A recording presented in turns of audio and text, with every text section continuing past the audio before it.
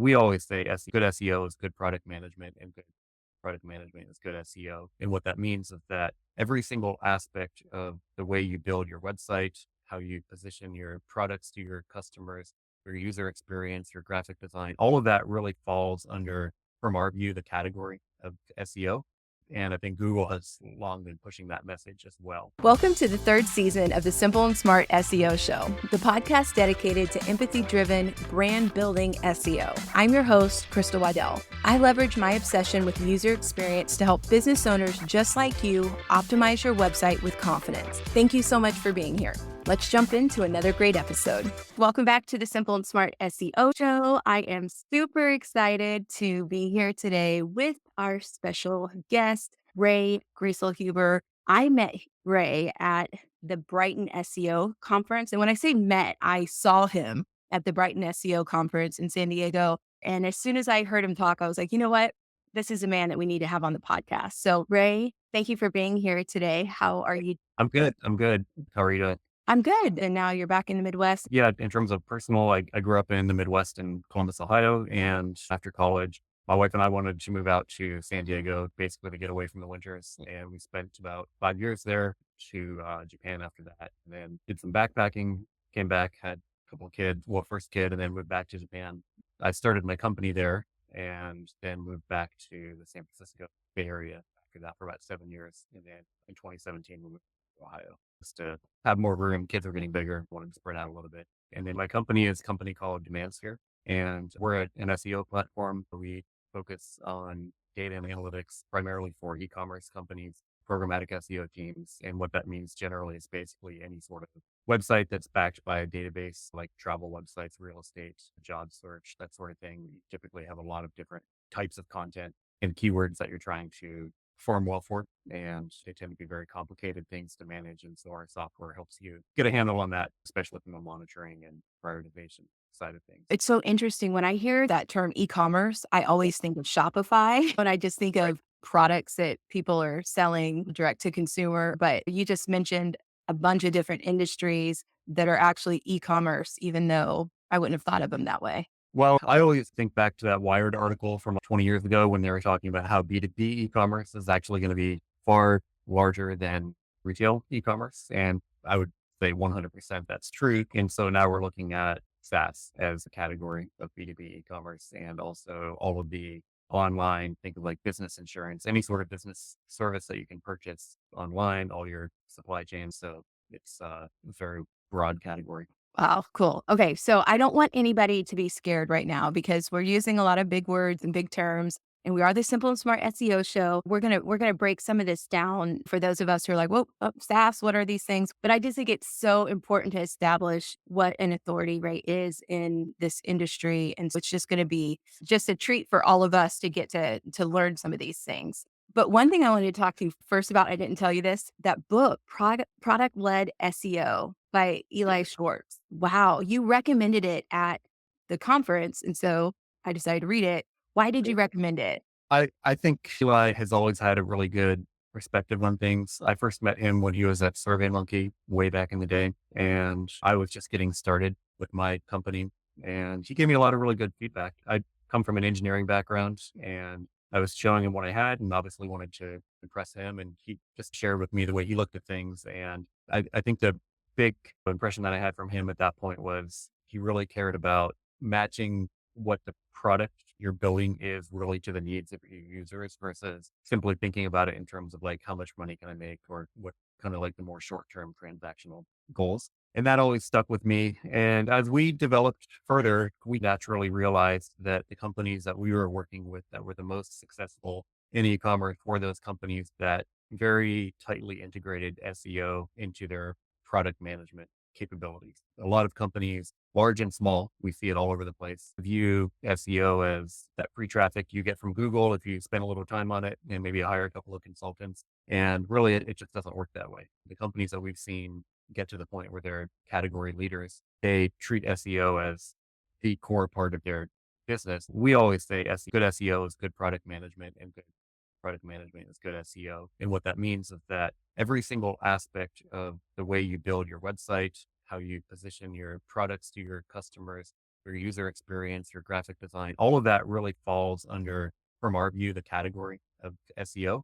And I think Google has long been pushing that message as well. It's all about what type of experience are searchers going to come when they come to your website? Are they going to see content that is authoritative, backed by actual experience? Is it easy to interact with? All of these things really matter. And I think Google, that's one of the areas where Google has been doing a great job helping website owners to understand the importance of all of that. It's interesting because I came from a teaching background. I was actually a PE teacher. I was a special needs PE teacher, and I used to coach high school volleyball. I was a varsity volleyball coach for a few years as well. And so coming into this industry, at first, the SEO advice that I ran into was very transactional, like very, we'll give you this for this. And I was trying to understand how that worked because I have a Shopify site.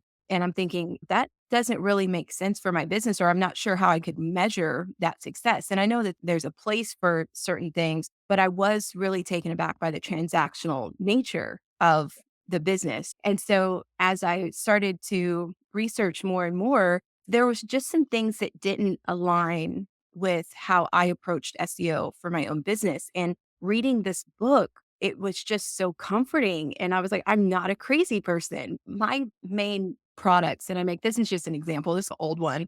I made this for my son when he was 4. I started selling on Etsy like in 2013, but my product is very personal and I interact a lot with my client. I'm always thinking about them, always thinking about the user experience, always thinking about how hard is it for them actually to finish the sale? How do they feel after they purchase? All of those types of things. So when I heard SEO and then I discovered UX design, I was like, to me, SEO and UX are just so intertwined, they can't ignore each other. Totally. Yeah. 100%. And it's very hard to convince people of that mindset if they don't already have it. Mhm. It does seem to be this like intuitive, you either get it or you don't. I think we're fortunate in the fact that a lot more people who do get it are becoming attracted to our industry. So we're seeing a lot more of it. Even 5 years ago, it was not like that. In many places, not all places, in many places, it was just all about what can you do for me in the next quarter or two. Yeah. Okay. One other thing that you said at the conference, you said that the days of traditional rank tracking are Yes. over. You remember talking about that? What do you mean by that?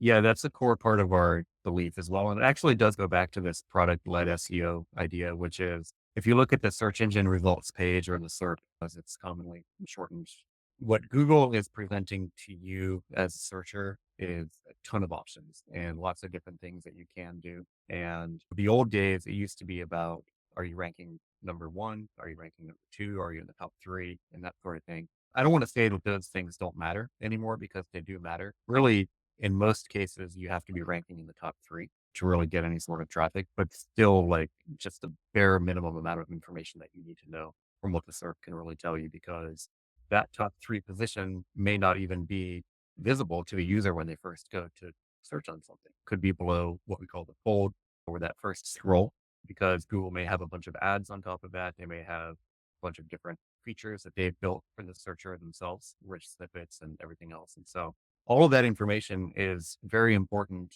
set of clues that the user is interacting with before they even come to your website. And so as a website owner, why would you not want to understand those factors that are influencing your customer behavior before they even see your site? And so that's where traditional rank tracking just focuses on, oh, okay, what's my rank? And is it going up or down? At the end of the day, that's what it is. There's trends and everything else, but that's basically what it comes down to. And our argument is that, yeah, sure, you need that beyond that to understand the shape of the SERP, what the user is seeing, understand all the different factors that are influencing their decision, where else they may be going, and it may not even be a competitor website. And so that one of the core things that we offer as a company is we offer a lot of data and insights into understanding that. And so why is that crucial for, and how did that interact with this successful SEO strategy? Is there anything you can do to mitigate if Oh you're yeah, showing up high, but yet not even making it to the top of the search engine results page because of all the other stuff Google's offering now? absolutely. One of the nice things about the things that Google is offering is that there are places for website owners to show up in those other types of results. So you've got different types of rich snippets. You've got things like people also ask your website may be used for that. There's shopping results. There's all sorts of results that as a website owner you can be included in that aren't a traditional rank. And so you really need to have a handle on what that looks like. And are you there? Are you not there? Is your competitor there? Do you even know what's there? Like all of these things are really important for people to understand because in the case of some of these richer features, if they live above the traditional organic rankings, that may be all a searcher ever sees. They may not even know about the rankings below the scroll. And so that it's very important to be present there as much as possible. And we haven't even started talking about what Google is going to be doing with their SGE or their search generative experience, their AI stuff, right? That's going to further solidify the need to understand what that looks like because there's going to be a whole new set of results that show up above all of the other results that are generated by Google's AI capabilities. Okay, so I do want to follow up with you on that in just a minute, but I want to give a specific example of how my website has actually done a couple of those things. Yeah. And we talked about it here on the show. And you can correct me if I'm wrong because I'm no genius here, but some of the things that I've done is naming my images based on what people are searching for and utilizing like offsite strategies like Pinterest. I was just talking about that today, like the power of unbranded search. So a lot of times, because I'm e-commerce and selling a product, the shopping results will show up at the top of the page. And so I've been fortunate that my Shopify store product shows up there, my Amazon store product shows up there, and then my Etsy store products show up there, which Yeah. is great. So we're covered, and then Etsy's running ads on my behalf. So it's like, yay. So I'm showing up in the ads, showing up in the shopping results, and then the images, like in the image results, we also show up there for the different products that we've made over the years. And it's been a happy accident that those things happen and they actually happened before I knew anything about SEO, but it was just because I was talking about the product that we create and it aligned with what the person was searching for. And so Yeah. therefore, even though we may be like say number 5 in the organic search results, we're still showing up in multiple places in those image results. Yeah. That's exactly what I'm talking about. Being able to capture that and understand that. And then for you, how many products do you sell on your, is there like a variation or is it variations on one major product? There's probably about, I think, 6 or 7 collections of products, wooden products, numbers, letters, marquee numbers and letters, collages. And that, we do see that too, where some e-commerce companies have a smaller number of products and then others are like millions. So think about those are some of the problems that we get pulled into sometimes where you do have hundreds of millions of different products selling. How do you really understand all the different possibilities that can appear on the search results at that scale without turning that into data? And that's, we see that as a very important thing to really monitor. Awesome. Okay, so let's talk about SGE. Yeah. What is this? Probably a lot of people have played with it. Probably even more people have played with ChatGPT by this point, but Google was very early on AI, obviously in a lot of different ways, but I think everyone was a little bit taken off guard by how ChatGPT really took things to another level with the way that you could interact with language models and AI and it's been very interesting. So I think Google was like, we need to have something here ASAP because they want to continue to maintain their position on the market and everything. And so they rushed it out, but then they've been refining it since then. But basically what I think of it as anyway is they put a chat widget at the top of their search results page and it does different things. You have to be logged in order to see it and you have to be in a Chrome browser. Basically it's that thing that'll show up. Sometimes it auto expands, sometimes it does not. And so that's going to be one important factor, I think, for website owners on whether it does or not.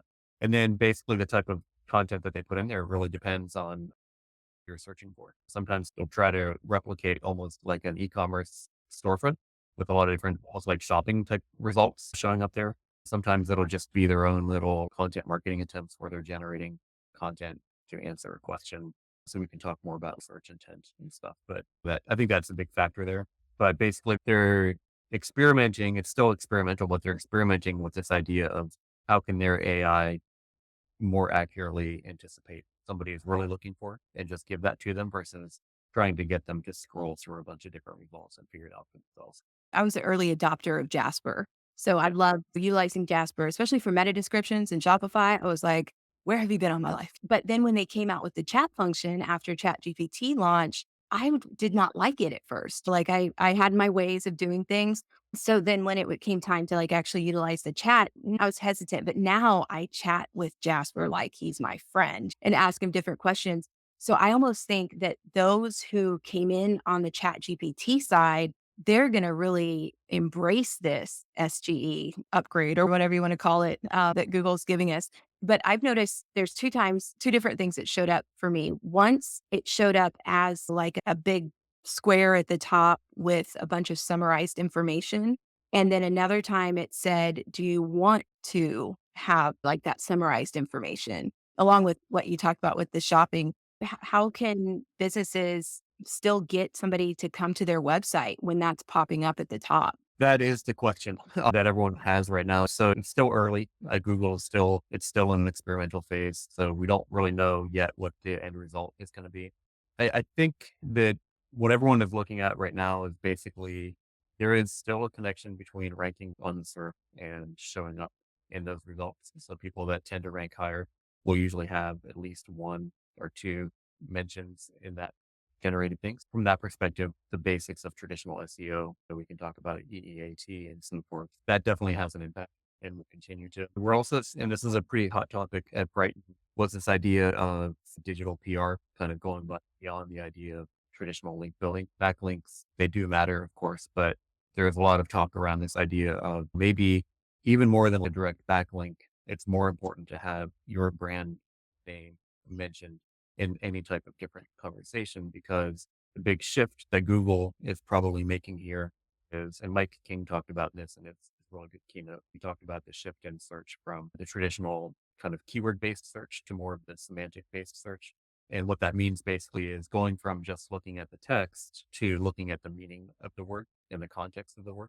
And so Google, as they're continuing to upgrade their systems, they're looking at building ranking models around the context of the text. And they've been doing this for a long time, of course, but I think it's continuing to accelerate. And from that perspective, the actual context of the text that they're indexing on the web will potentially be even more impactful than a direct link, assuming all the right conditions are in place. And so I think that's a major selling point behind the digital PR pitch. And, you know, it's early again, I would say, but we're starting to see people move in that direction. So that would be one of the things to watch for. Yeah. So you mentioned AT. Yep. Could you give us a definition for that acronym? Yeah. Basically, it goes back to authenticity. And so I'll just read it here because already said Google it, but basically it comes down to do you have direct experience with it? So it's experience, expertise, authoritativeness, and trust. And so experience is really the most important thing, I think, the way Google is looking at it and the way they're starting to reward everything. Because with going back to what you said about Jasper, AI content generation is a thing. And we've already had like a prototype version of that with like outsourced offshore content creation at scale with all the different content farms. And so what Google really wants to know to the degree possible is, does the person who's writing about this topic actually have direct experience with this thing? Or are they just some sort of content farm? And so that is going to be human experience is definitely going to be a big differentiator between AI generated content and human content. That being said, I've already seen websites that are completely AI generated top to bottom, including graphics. And what they're doing now is they're starting to put in things like, hi, my name is Layla or my name is Bob and I have this experience. So you can tell that they're already like trying to, And that was going to be my question is, okay, yeah, if Google wants experience, but how do they know? What is it that checks the box for experience? exactly.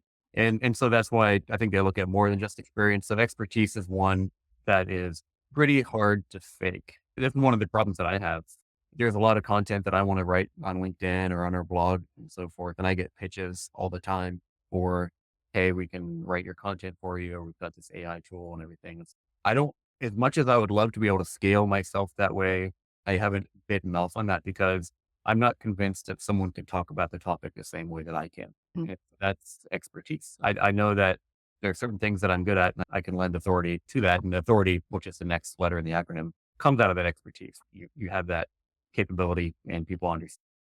This is a very human thing. We can just tell right away if someone is, so that's another one. And that obviously feeds into the next one, which is trustworthiness, which is, does this person or does this website have a track record of delivering reliable information? There's different sides of the concept of misinformation and disinformation out there right now on the internet, and different parties involved in creating different types of content. And so over time, both Google and searchers are always maintaining this record of whether or not a given person or a given website is trustworthy. And so how Google actually evaluates all of that, it's not always clear to us on the outside, but I think that they've probably developed some pretty interesting technology to address that.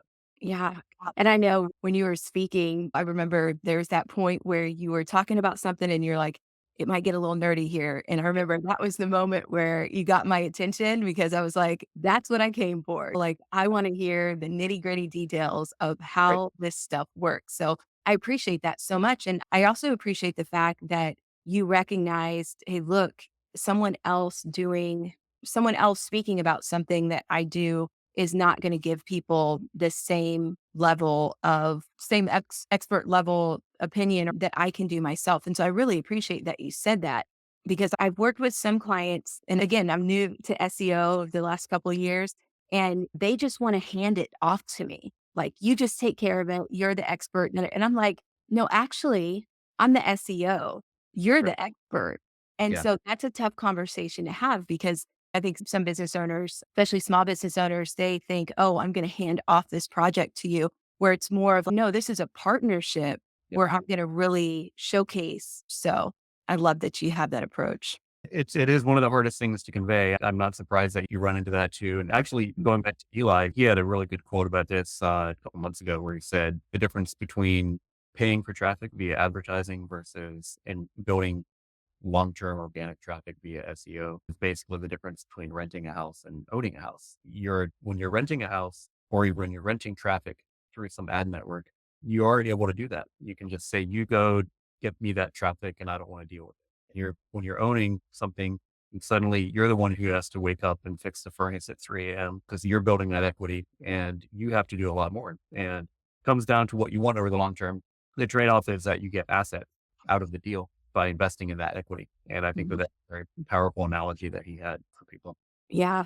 That idea of digital assets was another kind of term that I took away from the conference that I never thought about it quite like that. And for what I do, my main client is senior moms, and I just love to celebrate moms. Like, it's a big thing that I feel like because my mother left when I was a baby, Mm. so I always had this soft spot for mother-child relationships, and I just always wanna celebrate a mom that I see, and I'm like, "You're doing a great job." And I also have friends who are moms who have athletes who are going to college, and I'm excited because our next venture for my website, collagenwood.com, is to interview people about the NIL situation in college athletics. So that's I don't the know what is it? okay, stands for name, image, and likeness, Ah, and it's how the college athletes are getting paid now. Yeah, but it is big business, and there's actually coordinators at the universities, there's third-party integrations. It's okay. really getting messy, I think, and I didn't know that was legal even. That's interesting. yeah, yeah, it just happened a couple years ago. So I started writing about it when it first was overturned by the NCAA that athletes could get paid.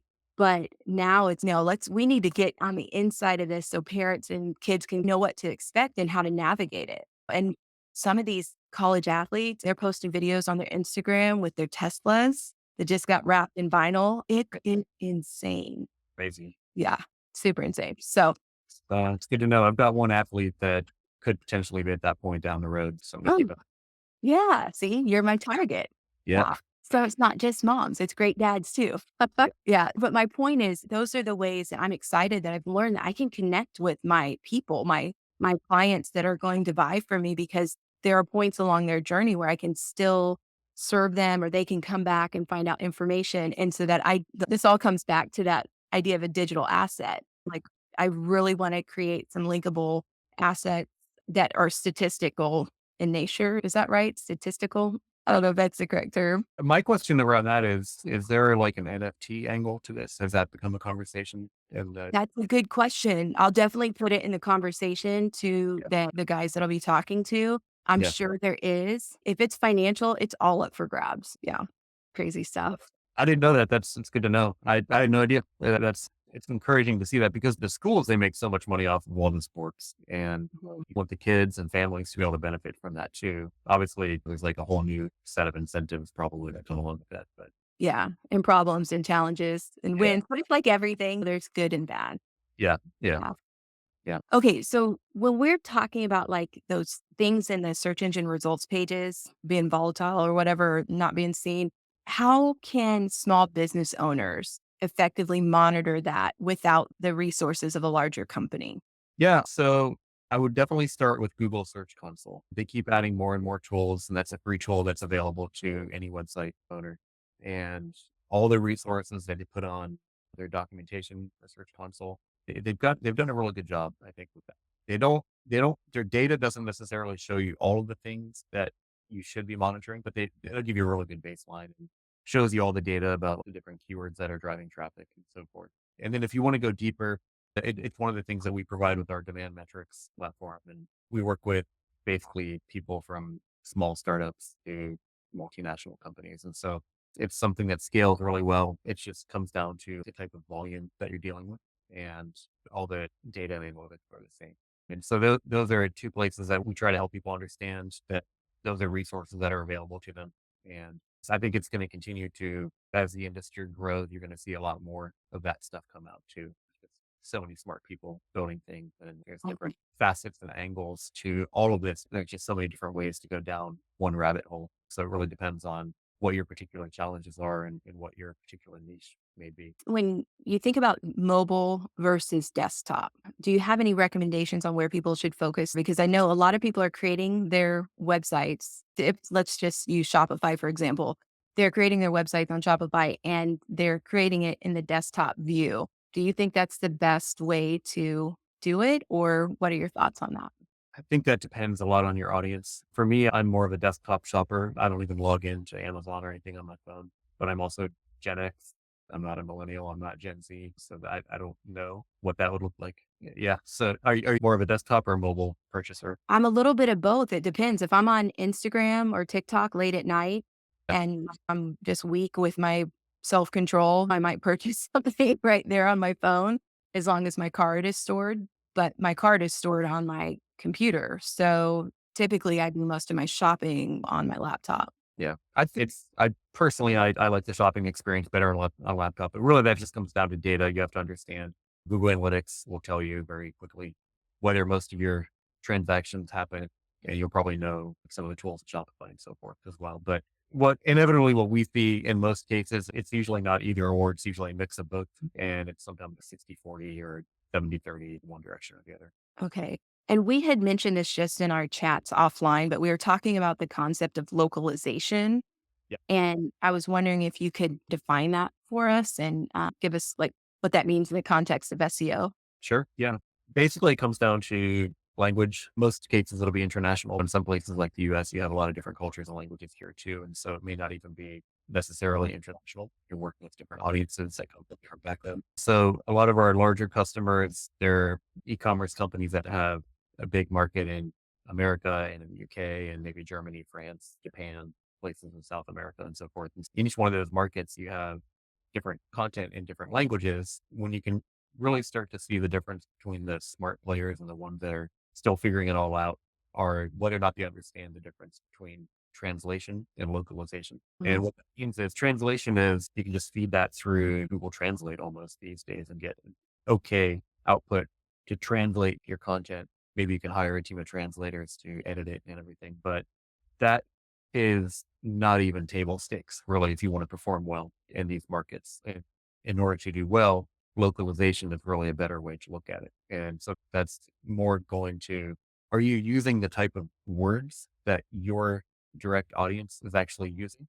We see this a lot in Japan, for example, where there's three different writing systems in Japan, or depending on whether or not you include the English letters in there as well. And depending on the brand or the product, they may use different or both of those different language system or writing system for their content. And that may not be how the brand chooses to represent it. And so you have to understand what the searcher is using when they're looking for it. And so just from a keyword targeting perspective, you have to understand what that looks like. Data can help you with that, but also you need some sort of expertise in the market. So that's part of it. Sorry, we had to tag I raised my everybody gets a kick out of it. Okay, so I have two follow-up questions to that because with Shopify, they'll give you the option to add other placements, other markets, but on say an like a SEO tool might look at that and say you have duplicate pages because even if it's in English, like there's one for, Right. the UK, one for the United States. Is that bad or how do you deal with those things? You can handle that through you probably are aware of the hreflang HTML. I have seen those letters all put together before. Yeah. Right. That's basically a way to give Google a directive about what language and which region you're targeting with that. And so that'll help you avoid some of those penalties around duplicate content and so forth. Okay. Yeah. And then the follow-up to that would be one of my clients, when I was looking at her Google Search Console, one of the opportunities that just presented itself over and over again was her keywords in Spanish. Yes. And that's a good example in America because we have English, we have Spanish. Yeah. Probably a decent Chinese speaking population. In like SoCal, for example, you've got a lot of Japanese. So it just depends, but there may be very valuable market categories within the US that have languages where the English is not the primary language. So you have to understand that too. So the advice then would probably be the same to use that or whatever to create duplicate pages, but in Spanish? Potentially, yeah. I would say that's another one that really depends on the business and everything. But a lot of times too, they'll use that tag in combination with a different URL structure as well. And so they'll have whatever.com/EN US or US English. And that allows you to separate the country from the language. And so you'll see this a lot in Belgium. You'll have like French and Flemish, basically different languages, same country. You can just choose which one you're more comfortable with. You don't see that as much right now in the US, but I think we are going to see more of it. If you use that combination of segmenting your URLs properly and making sure you've got the right HTML tags set up, then you'll be in pretty good shape. Okay. I'm definitely going to tell her about that because there's definitely so many business owners who are searching for what she offers in Espanol. So I thought It's a no-brainer if you've got that audience. Is she like she provides services locally or is it all e-commerce or? it's digital products, actually, like Okay. financial digital products. Yeah, yeah. Okay. That's a no-brainer for sure. And if it's just English and Spanish and her audience is primarily in the US anyway, and it's digital. Exactly. Ooh, Yeah. yeah. Yeah. I'm not a programmer, but that was definitely something that I want to explore with her. Okay. Oh, I know our time is coming to the end here, and I'm sad. So I'm looking through my questions to see, okay, what's the big daddy that we should end on here? I know there's one question that I definitely wanted to make sure I asked. If there's one thing that a small business owner could do to increase visibility of their website and therefore hopefully profitability, what do Yeah. you think that one thing is? So really good question. The natural answer is SEO, of course, but so many things in our industry, it does depend on who you are. If you're a small company, carpet cleaning or something like that, SEO will help you, but you're going to have to do it properly. And I know people who have built multiple $1 million businesses in that type of industry just with pamphlets that they're handing out. And so the answer is not all digital at first. There may be a non-digital way to get people to come to your website and then they see how things are working. A buddy of mine runs one of if not the only 5-star on Google Maps auto repair shop. And he has more business than he'll ever be able to handle. And it's not like 10 5-stars. It's like thousands of 5-stars, which is kind of unheard of. And his business has been built on word of mouth and Google Maps. He doesn't really have a website. So that's another one. Going into e-commerce, obviously it's going to be a lot more like digital focus and stuff, but there's always creative ways to use the off internet world to get people to think about it, in addition to just traditional SEO. So obviously I'm a big fan of SEO. Ads obviously can help. And going back to the idea of what are your users looking for, you have to think about how your users and how your audience is consuming information and where they're going to come across new things. Yeah. Ah, this is so awesome. I think you could tell I could just sit here and listen for so long. I'm like, this is so So great. always good to talk with you. Yeah, I appreciate you so much. And do you want to just share where people can access and connect with you if they're thinking, oh, wow, he said something that I think I need to follow up on? Yep. In terms of social networks, I'm on LinkedIn, so I'm always happy to connect with people and chat there. It's been a really fun way to meet people. And I am on Twitter, but I've got 40 followers there. So like feel free to connect, but I don't have a huge presence there. And then Mhm. yeah, our website is DemandSphere.com, DEA demand and then sphere like the ball. And that's where the product for SEO lives. Okay. Correct. Yeah, that's correct. Awesome. Okay. Thank you so much for joining me today, Ray. It was good to chat with you. Yeah, I hope you had fun. I know that we are all benefiting from your knowledge. Yeah. Thank you so much for being here. And if you're listening right now and you have any questions, want to follow up, definitely email me. And yeah, we'll just keep growing together. So until next time. Matane.